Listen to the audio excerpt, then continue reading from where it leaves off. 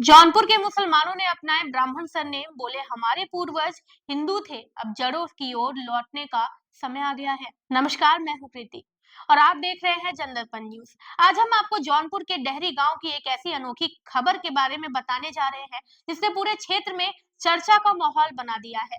यहाँ कुछ मुस्लिम परिवारों ने अपने नाम के आगे ब्राह्मण सरनेम जैसे दुबे, पांडे और तिवारी लगाना शुरू कर दिया है। उनका दावा है कि उनके पूर्वज हिंदू ब्राह्मण हुआ करते थे। इतना ही नहीं, इन परिवारों ने अब गायों की सेवा भी शुरू कर दी है और अपनी मूल भारतीय संस्कृति की ओर लौटने की बात कर रहे हैं।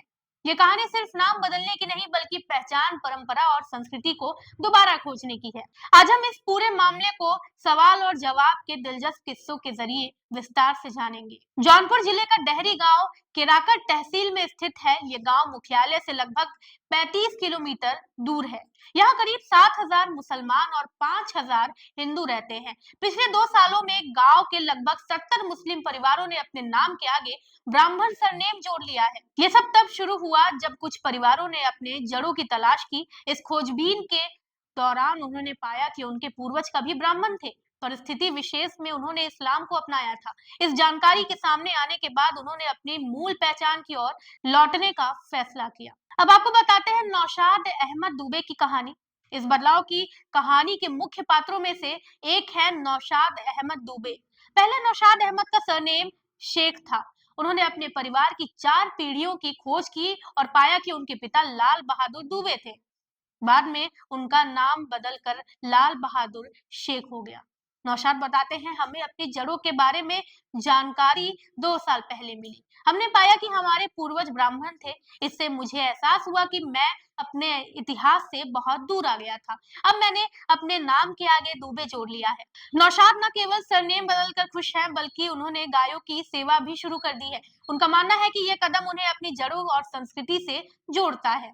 वहीं डेहरी गांव में नौशाद अकेले नहीं है, कई अन्य लोगों ने भी अपने नाम में बदलाव किया है। शेख अब्दुल्ला, जो अब शेख अब्दुल्ला दुबे बन गए हैं, वो कहते हैं, हमने अपने पुरखों की खोज की और पाया कि वे ब्राह्मण थे, इसलिए हमने ये फैसला किया।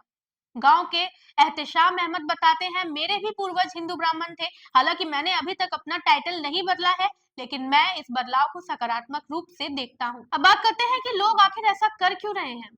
इन परिवारों का कहना है कि वे अपने मूल्य भारतीय पहचान को दोबारा अपनाना चाहते हैं। उनका मानना है कि शेख, पठान, मिर्जा और सैयद जैसे टाइटल भारतीय नहीं है। ये टाइटल विदेशी शासकों के समय में आए और हमने इन्हें स्वीकार कर लिया।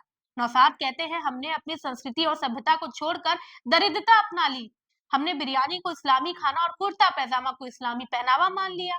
हमें इन भ्रांतियों से बाहर निकलना होगा। हम भारतीय रहकर भी इस्लाम का पालन कर सकते हैं। अब बात करते हैं ग्राम प्रधान का क्या मानना है, उनकी क्या दृष्टिकोण है इसमें। ग्राम प्रधान फरमान इस बदलाव को सकारात्मक मानते हैं। उनका कहना है कि इन परिवारों ने 4 से 5 पीढ़ियों की खोज की और पाया कि उनके पूर्वज ब्राह्मण थे, इसलिए उन्होंने अपना सरनेम बदलकर ब्राह्मण कर लिया।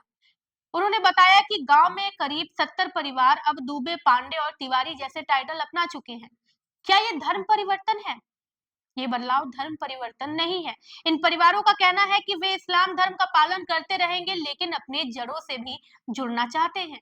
नौशाद कहते हैं, ये कदम धर्म से दूरी बनाने के लिए नहीं बल्कि अपनी पहचान को वापस पाने के लिए है। क्या सब लोग इस बदलाव से सहमत हैं? गांव में हर कोई इस पहल से सहमत नहीं है। कुछ परिवार इसे अपनी पहचान से जोड़ने का सही तरीका मानते हैं तो कुछ इसे अनावश्यक मानते हैं। एहतेशाम कहते हैं, हर व्यक्ति को अपनी पहचान बनाने का हक है, लेकिन मैं इसे धीरे धीरे देखूंगा। इस बदलाव से क्या असर होंगे?